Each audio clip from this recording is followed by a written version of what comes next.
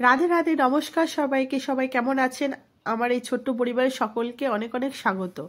আজ ছিল একাদশী, তাই জন্য এখানে দুধ গরম করে নিয়েছি, কলা নিয়েছি, হাজবেন্ড নিয়ে এসেছে কিছু ফল, ডাব। মেয়ের শরীরটা ঠিক নেই, কাশি হচ্ছে, তাই জন্য মেয়েকে দিলাম ডাবের জল। তো আজকে আপনারা তো জানেন যে আমরা একাদশী ব্রত রাখার চেষ্টা করি, তো তাই জন্য ওই দিনকে আমরা ফল এইসব খেয়েই থাকি, সাবু ফল। ওই দিনকে আর ভাত টাত খাই না, শুধু মেয়েকে একটু নিরামিষ খিচুড়ি বানিয়ে দিই। এই যা, আমরা হাজব্যান্ড ওয়াইফ আমরা পুরোটাই ফল এসব খেয়েই থাকি আর কি। তো আজকে একটা ভাই এসেছিল এসিটা সার্ভিস করতে, তো তারই একটু ভিডিও করলাম। এসিটা সার্ভিস করাচ্ছে, মানে করছে। প্রচণ্ড ধুলো জমেছিল আর কি, মানে আমাদের রেসিডেন্সিতে এত ফ্ল্যাটে কাজ হয়, তো সেখানকার সরু সরু ধুলো এসে জমাট বেঁধেছে। তো তাই জন্য মেশিন নালে ভালোভাবেই চলছে, তবুও নিজেদের একটা মনে স্থির রাখার জন্য যে এরপর তো ফুল এসি চলবে, তো একটু সার্ভিসটা করিয়ে নিলে ভালো হয়। তো সেই জন্য এই ভাইটাকে ডাকা, তো ভাই এসেও ছিল, পরিষ্কার করলো ভালো করে। তো সেটাই ভাবলাম যে একটু আপনাদেরকে দেখাই কিভাবে কি করছে।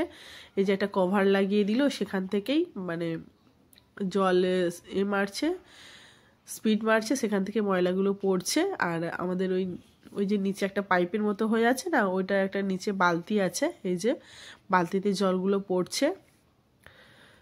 তো এইভাবেই ফ্রম দিয়ে মানে কেমিক্যাল দিয়ে পরিষ্কার করলো। জানি না কতটা কি পরিষ্কার হয়েছে, তবুও এখন তো এসি চলছে না, জাস্ট পাখা মেয়ের জন্য, মেয়েতে প্রচণ্ড পরিমাণে ঘেমে যায়, তাই জন্য মেয়ের জন্য হালকা করে পাখা চালাতে হয়। তো সেই ওই জন্য আরও তাড়াতাড়ি করে এসিটা সার্ভিসিং করা। এই যে জলে স্পিড দিচ্ছে, দিয়ে সেইভাবেই ধুয়ে আর কি পরিষ্কার করলো। জানি না কতটা কি পরিষ্কার হয়েছে, দেখা যাক। যখন এসি অন করব তখন বোঝা যাবে। এসি অন করে দিয়ে গেছে, কিন্তু সেইভাবে তো আর হয় না, যত অনেকক্ষণ না এসি অন থাকলে তো বোঝা যাবে না কতটা কি কাজ হয়েছে। তো যাই হোক, এইভাবে করলো। আর তারপর বাথরুমে গিয়ে পুরো কভারটাকে পরিষ্কার করলো। এরকম জলের একটা বড় মেশিন নিয়ে এসেছিলো, প্রচণ্ড পরিমাণে শব্দ হচ্ছিল মেশিনটা, যেটা শব্দ হয় আর কি জেনারেটরের মতো।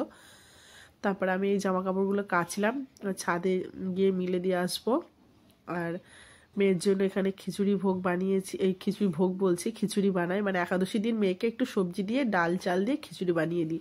মেয়েও বলে যে মাম্মি তোমাদের সাথে আমিও একাদশী রাখবো, ব্রত করবো। আমি না বাবা, তুমি পারবে না, সারাদিন কখন কি খেয়ে ফেলবে বিস্কুট টিস্কুট, তো সেই জন্য বলে একটু বড় হও তখন তুমি রেখো।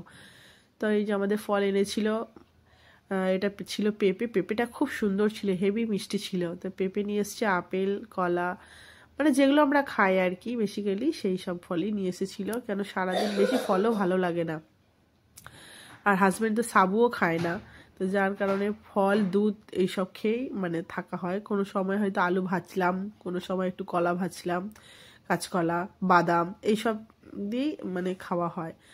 এবার হাজব্যান্ড তো বেশিক্ষণ শুকিয়ে থাকতে পারে না, তাই জন্য কিছু না কিছু ওনাকে দিতে হয়। তো যাই হোক, আপনাদের আশীর্বাদে, রাধা মাধবের কৃপায় একাদশীটা রাখার চেষ্টা করি, ব্রতটা। আগে তো রাখতেই পারতাম না, আপনারাও চেষ্টা করবেন একাদশী ব্রত রাখার। আর এই যে লাস্টে এই একটা কেমিক্যাল এই ফর্মটা দিয়ে, মানে এটা সার্পের মতো কাজ করছে আর কি, ওটা দিয়ে আবার ঢাকনাগুলো বন্ধ করে দিচ্ছে ভাইটা। ভালো করে পরিষ্কার তো করলো বললো, জানি না ভিতরের ব্যাপার, তো মেশিনের ব্যাপার। আর আমাদের মেশিনটা ছিল ডাইকিনের, বললো তো ভালো মেশিন দাদা বলে গেল। জানি না ও কতটা কি করে দিয়ে গেছে, সেটা বোঝা যাবে যত ইউজ হবে। একটু জুম করে দেখাচ্ছি, এই যে একটু ভালো। তারপরে ফলগুলো আবার এক এক করে তৈরি করে নিলাম, হাজব্যান্ডকে খেতে দেবো, অফিসে বেরোবে। তো এই পাপেয়াটাকে ভালো করে ছাড়িয়ে নিলাম, পেঁপেটাকে দিয়ে এই ফল খেয়েই থাকবো আজকে সারাদিন। আর ভালোও লাগে না ফল টল খেতে। এমনি সময় কি হয় যে ভরা পেটে একটা ফল ভালো লাগে, কিন্তু যেদিন উপোস থাকি মনে হয় দেখবেন মানে একদমই ভালো লাগে না, কিন্তু খেতে তো হবেই সারাদিন। আর এখন আগে তো উপোস থাকতাম, এখন আর উপোস থাকতে পারি না, শরীরে নানা রকম সমস্যা হয়ে যায়, বিশেষ করে গ্যাস। এত গ্যাসেতে মাথা ব্যথা করে, তো মানে থাকাই যায় না, তো তাই জন্য কিছু খেতেই হয়। তো যা যা নিয়ে এসেছিলো, এই যে ফল, হচ্ছে পেঁপে, আপেল, আঙুর, কলা, এইসব রেডি করলাম। ঠিক আছে।